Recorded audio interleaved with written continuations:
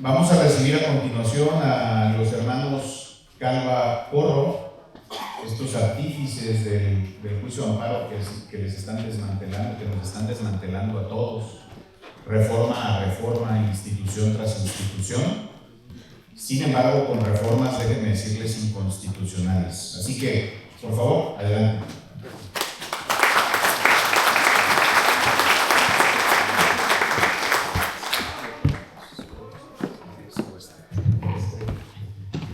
¿Cómo no indignarse ante estas historias de vida?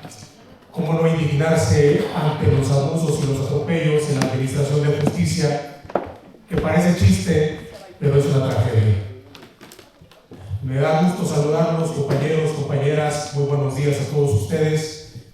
A más de un año de que el movimiento de abogados convencionalistas inició en la ciudad de Tlaxcala, cabe bien hacer un balance de las condiciones sociales, políticas, culturales, jurídicas en las cuales se encuentra nuestra nación. Esta terrible crisis que ya muchos han dado cuenta, y vamos a replantear un pequeño esbozo, y en un proceso dialógico pretendemos dejar estas líneas, estas ideas a su consideración. Agradezco mucho a los compañeros, compañeras, que han hecho un esfuerzo enorme por la organización de este evento. Muchas gracias. Pues bien, gracias. La figura del abogado convencionalista, como ya nos ha dado a conocer el juez Osorio de manera muy puntual, muy clara, surge formalmente, podemos decir, el 10 de junio de 2011, cuando acontece la reforma a derechos humanos. En esta reforma, los abogados pueden echar mano a diversos tratados internacionales con la intención de generar una protección más amplia, más integral a los derechos que defienden de sus representados, siguiendo el principio pro hominem o pro persona. Y para plantear de manera muy esquemática, voy a dar lectura a unas ideas que hemos generado a partir del diálogo, que pretendemos que se enriquezcan con el movimiento. Y hoy, precisamente en una fecha tan importante como es la de hoy, que conmemoramos el 4 de octubre, la promulgación de la primera Constitución de 1824, queremos generar clima de diálogo, de pensamiento crítico, de reflexión y, por supuesto, de indignación. Que se vea que padecemos, que nos hiere, que nos duele, pero que tenemos esa capacidad de lucha y esta organización que camina, que crece y que no claudica. Como se ha planteado, es a partir de esta reforma constitucional del 10 de junio de 2011, la fecha que comienza a hablarse de la protección de derechos humanos. Con ello se da pauta a que los abogados en México puedan hacer valer mediante convenciones y tratados internacionales en materia de derechos humanos de los que el Estado mexicano es parte, con la finalidad de garantizar los derechos de los representados en su sentido más amplio. Han pasado diversos acontecimientos que nos dan a conocer, nos refieren que estamos atestiguando tiempos muy complicados, tiempos de crisis en muchos aspectos, y las reformas que se vienen generando en el ámbito jurídico es un duro golpe a esta defensa de los derechos humanos.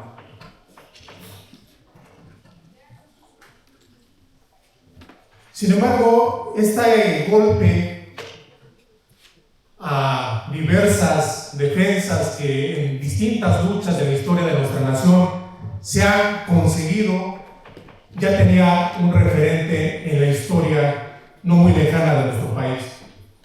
Uno de los primeros fenómenos jurídicos que fue en contrario sentido a la protección de derechos humanos, incluso generando efectos regresivos, fue de manera paradójica la reforma constitucional en 2011. Ahora explico por qué.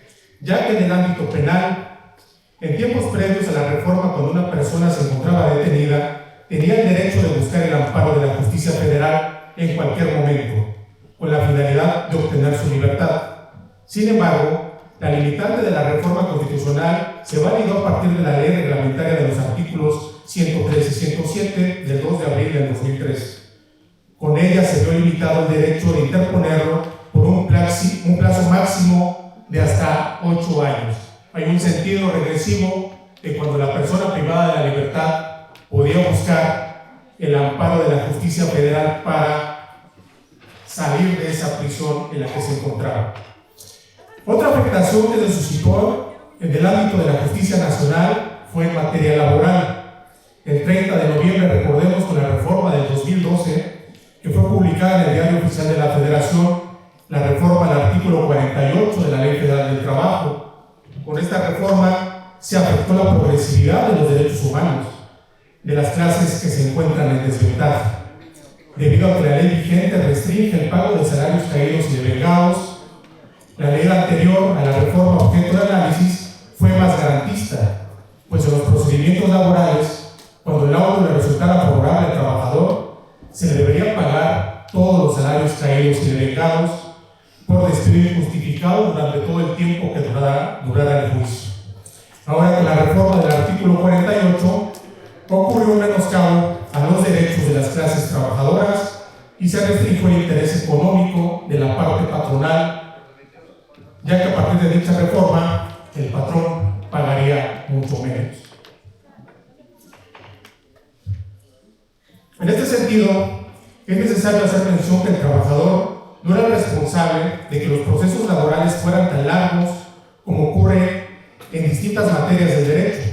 Más bien, es el reflejo de la incapacidad del propio Estado en la administración y en la impartición de la justicia.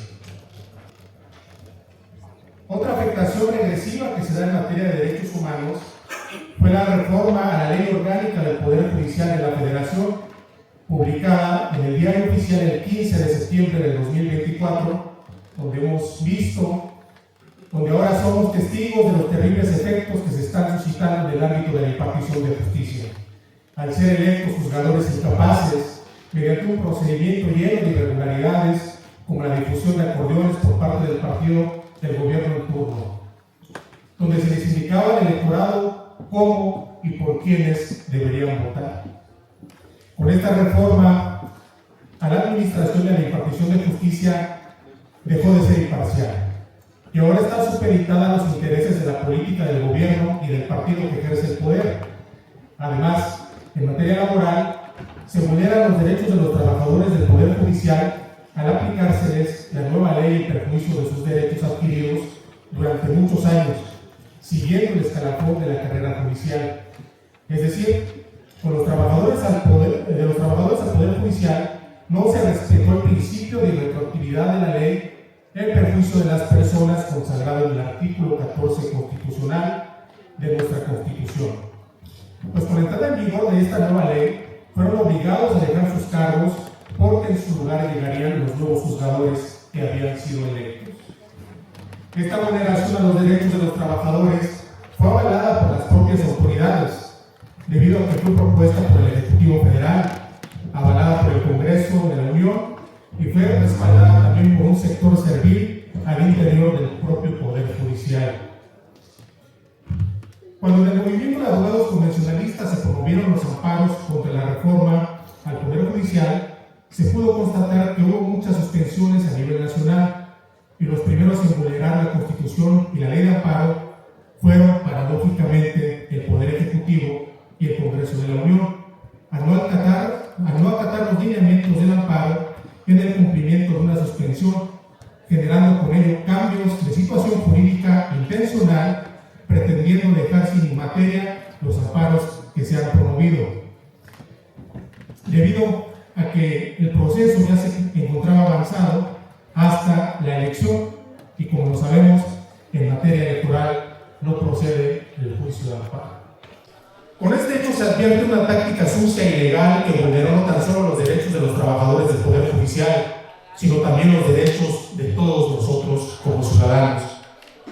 Con esta tecnología de poder legislativa, el discurso que proliferó por parte de representantes del gobierno en turno, entre ellos el expresidente Andrés Manuel López Obrador y la presidenta en turno, Claudia Sheinbaum Pardo, consistió en hacerle creer a los ciudadanos que de ahora en adelante, gracias a la reforma, ellos podían elegir a los juzgadores. Sin embargo, este es un argumento falaz. La falacia a la que aluden, y lo vemos en constantes pseudoargumentos que están difundiendo por todos lados, es la falacia que se conoce como ad populo. Esta es un pseudoargumento en el que se les intenta hacer creer a las mayorías, a las masas de votantes, que lo que ellos sostienen es mejor para el pueblo. Este tipo de argumentos, como muchos otros, es un error lógico que se sostiene solo en la creencia de que una afirmación puede ser verdadera cuando muchos la creen, cuando por diversos dispositivos y tecnologías se les hace creer que el gobierno en turno representa los ideales del pueblo común y corriente. En materia fiscal se advierte una próxima vulneración al derecho patrimonial de los ciudadanos, ya sea en el ámbito tributario. Los personajes del partido que gobiernan ocupan durante largo tiempo y antes de llegar al poder ocuparon este discurso que iban a reducir los excesivos impuestos que todos los ciudadanos pagamos. Y cabe hacer mención que en materia tributaria México se encuentra entre los países que más impuestos pagan a nivel mundial. ¿En qué se ocupan nuestros recursos? En hospitales, en escuelas, en carreteras, en seguridad. La respuesta es negativa. No se ocupa en eso. Incluso ahora se mantienen esos mismos impuestos. Con la reforma fiscal y con el ejercicio fiscal del 2026 aparecerán nuevos impuestos, lo que lacerá la economía de los gobernados. Actualmente, mediante diversos programas sociales, se entregan pequeñas cantidades de dinero a diversos sectores, entre ellos a los ancianos, quienes por el paso del tiempo pues, han mermado su fuerza productiva. Sin embargo, ante las carencias de diversos servicios sanitarios, es evidente que estas cantidades irrisorias que se están entregando a varios sectores, principalmente a los ancianos, no tendrán ni para los medicamentos. Recientemente, mediante diversas investigaciones del periodismo digno y responsable, como el periodismo que ejerce Marcela o La Nación Comprometido, se han dado a conocer actos de corrupción tan grandes que no tienen comparación, como los cometidos en gobiernos anteriores. Los casos del huachicol fiscal y el caso de Segalmex representan los mayores saqueos en la historia de nuestro país. Con ello, el actual gobierno vulnera el derecho humano a vivir en un entorno libre de corrupción, y lo único que está creciendo en esta nación es el patrimonio de esos políticos corruptos que no nos representan. Asimismo, en este gobierno se han incrementado las distintas formas del ejercicio de la violencia. Las cifras de homicidios se han incrementado al doble en los gobiernos de Morena. En el ámbito económico, la economía se desenvuelve sobre todo en la informalidad, debido a que el Estado no ha mostrado capacidad de crear empleos con salarios dignos, y los altos puestos directivos de la burocracia administrativa son repartidos entre los adeptos y entre aquellos que movilizan grandes masas de votantes que sirven a los intereses de Morena. Por ello, en este sentido y ante este contexto, viene un proceso de indignación, de organización, y ponemos a su consideración el presente manifiesto. Los abogados convencionalistas estamos a favor de la Constitución y que ésta no pueda modificarse al capricho de los intereses de los políticos. En este sentido, nos posicionamos en contra de los políticos inmorales que solo se han servido de sus cargos y lo único que han acrecentado es su patrimonio. Estamos a favor de la Constitución y de los tratados internacionales. Estamos en contra de las reformas y las interpretaciones jurídicas que restringen derechos humanos. Estamos a favor y defendemos el derecho de los trabajadores, el derecho también de los empleadores que hacen girar la economía y brindan empleo en diversos sectores de la nación, el derecho a una pensión digna. Los abogados convencionalistas estamos a favor de que los trabajadores y de aquellos que generan empleo promuevan el desarrollo económico. Estamos en contra de los excesivos impuestos que se les han establecido, en contra de la ineficiencia gubernamental al no contar con un proyecto claro en materia laboral que impulsa la economía y el desarrollo de nuestra nación. Abogados convencionalistas, estamos a favor y en defensa de la naturaleza. Estamos contra de las autoridades que por su acción u omisión generan contaminación y destrucción en los entornos naturales. Estamos a favor del derecho humano a la salud. Estamos en contra de la ineficiencia de los gobernados al recortar y desviar recursos indispensables para el sector salud. En contra de la falta de medicamentos, de la falta de atención médica, en contra de falta de materiales quirúrgicos, falta de quirófanos y camas hospitalarias indispensables para la atención adecuada y la práctica de cirugías que pueden salvar vidas. Estamos a favor del pago digno a los trabajadores del sector salud, en contra de las prácticas laborales de explotación y de asedio. En abogados convencionalistas, estamos a favor de una educación libre, laica, que enseñe a pensar.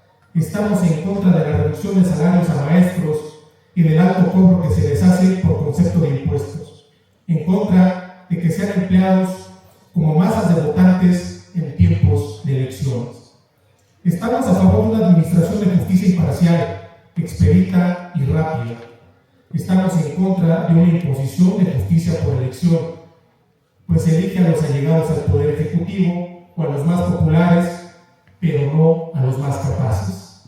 Estamos en contra de que los poderes ejecutivo y legislativo intervengan en las resoluciones judiciales siguiendo intereses políticos.